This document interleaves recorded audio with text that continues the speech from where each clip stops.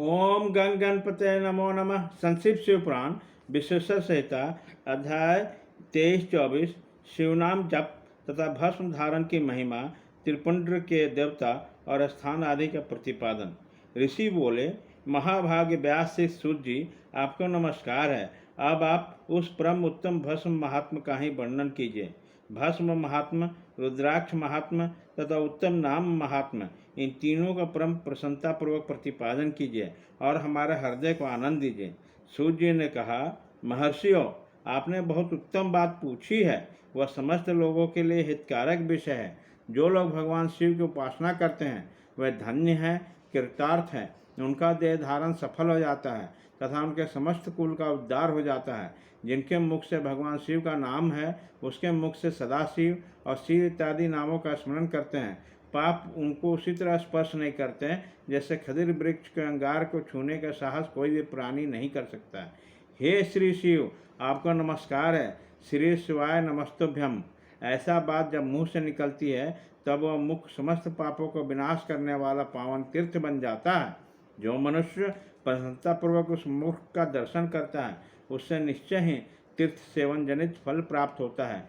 ब्राह्मणों शिव का नाम, विभूति, भस्म तथा रुद्राक्ष, ये तीनों त्रिवेणी के समान परम पुण्यमय माने गए हैं। जहाँ तीनों सर्वतः वस्तु सर्वदा रहती है, उसके दर्शन मात्र से मनुष्य त्रिवेणी स्नान का फल पा लेता है। भगवान शिव का नाम गंगा है, विभूति जमुना मानी गई है तथा रुद्राक्ष को सरस्वती कहा गया है। इन तीनों को संयुक्त त्रिवेणी समस्त पापों को नाश करने वाली है।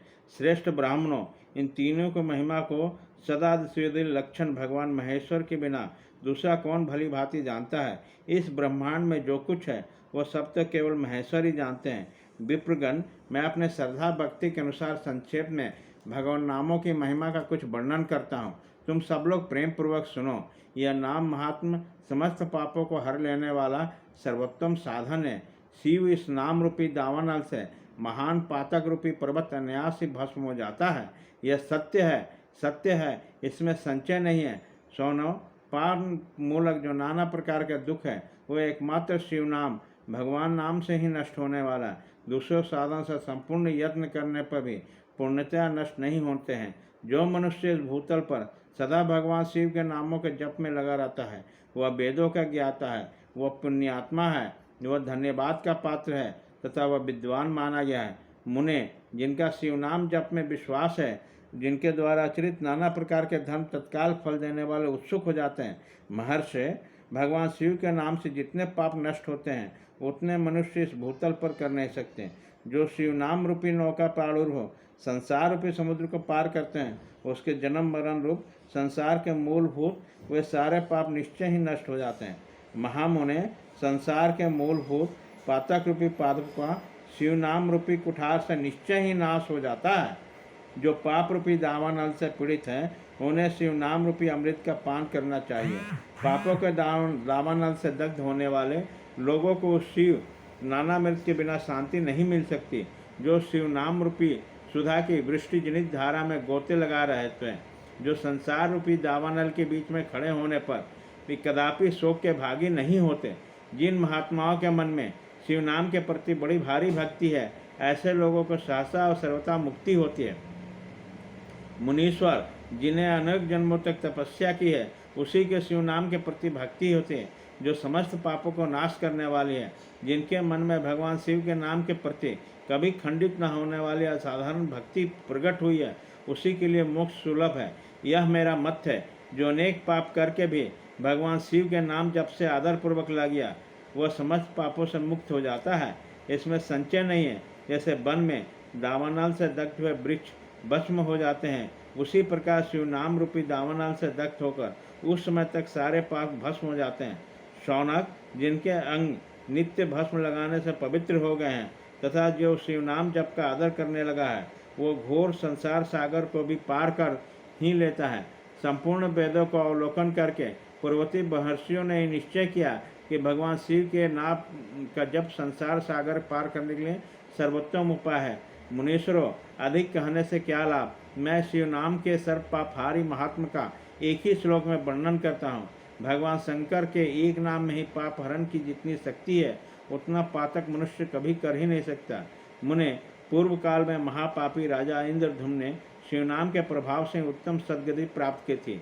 इस तरह कोई ब्राह्मणी युवती भी जो बहुत पाप कर चुकी थी, शिवनाम के प्रभाव से ही उत्तम गति प्राप्त हुई थी। द्विजोरो, इस प्रकार मैंने तुम्हें भगवान नाम के उत्तम महात्म का वर्णन किया है। अब तुम भस्म का महात्म सुनो, जो समस्त पावन वस्तुओं को भी पावन करने वाला है। महर्षियों, भस्म संपूर्ण मंगलों को देने वाला तथा उत्तम है। उसके 2 भेद बताए गए हैं, उन भेदों को मैं वर्णन करता हूँ, सावधान होकर सुनो। एक को महाभस्म जानना चाहिए, दूसरे को स्वल्प भस्म। महाभस्म के अनेक भेद हैं, वह 3 प्रकार कहा गया है, श्रौत, स्मार्त और लौकिक। स्वल्प भस्म के बहुत से भेदों का वर्णन किया गया है।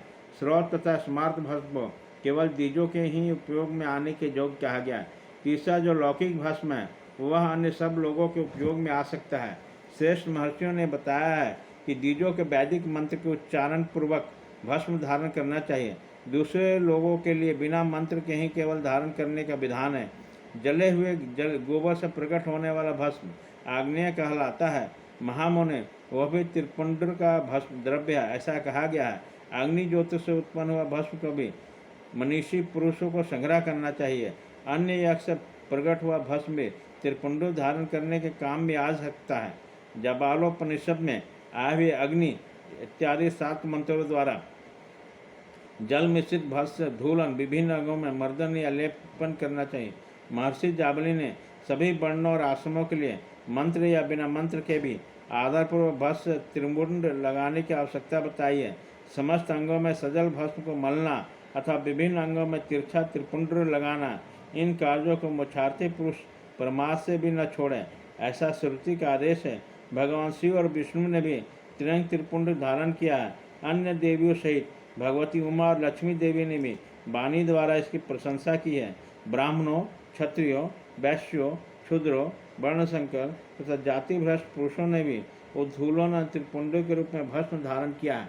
इसके पश्चात भस्म धारण तथा त्रिपुंड की महिमा एवं विधि बताकर सूर्य ने पुनः कहा, महर्षियों, इस प्रकार मैंने संक्षेप में त्रिपुंड का महात्म बताया गया है। यह समस्त प्राणियों के लिए गोपनीय रहस्य है, अतः तुम्हें भी इन्हें गुप्त ही रखना चाहिए। मुनिवरों, ललाट आदि सभी निर्दिष्ट स्थानों में जो भस्म से 3 तिरछी रेखाएं बनाई जाती हैं, उन्हीं को विद्वानों ने त्रिपुंड कहा गया है। भावों के मध्य में लेकर जहाँ तक भाव का अंत है उतना बड़ा त्रिपुंड ललाट को धारण करना चाहिए। मध्यमा या और अनामिका अंगुली से 2 रेखाएं करके बीच में उंगली द्वारा प्रतिलोम भाव से की गई रेखा त्रिपुंड कहलाती है।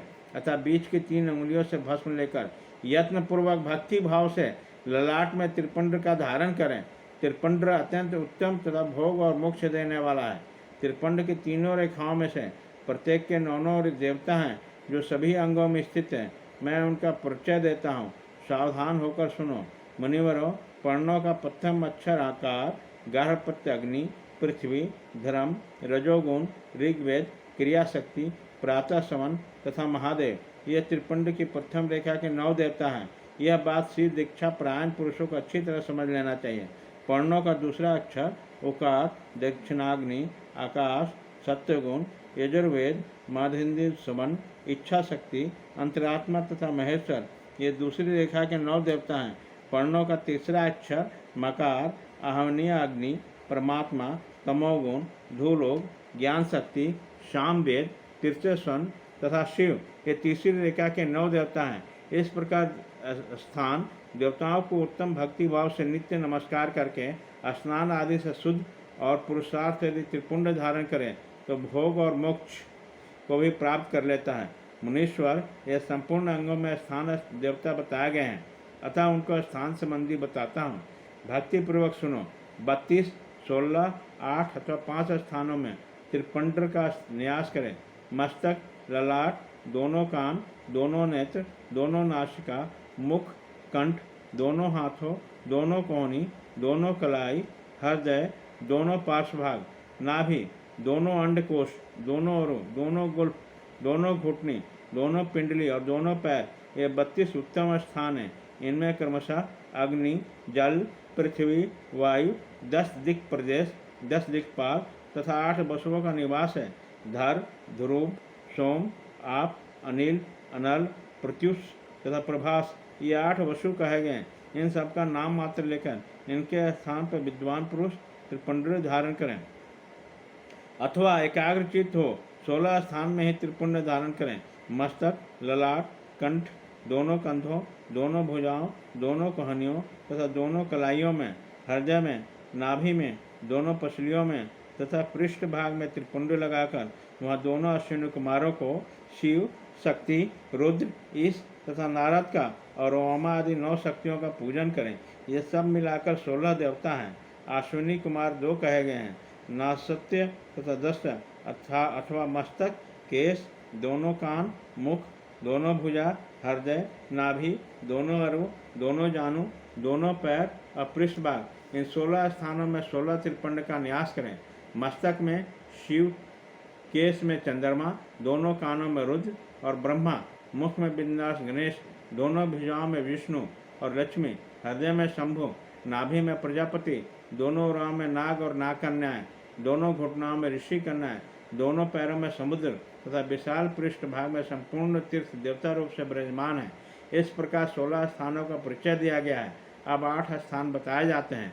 गुह स्थान, ललाट, परम उत्तर कर्ण युगल, दोनों कंधे, हृदय और नाभि, ये 8 स्थान हैं। इनमें ब्रह्मा तथा सप्तऋषि, ये 8 देवता बताए गए हैं।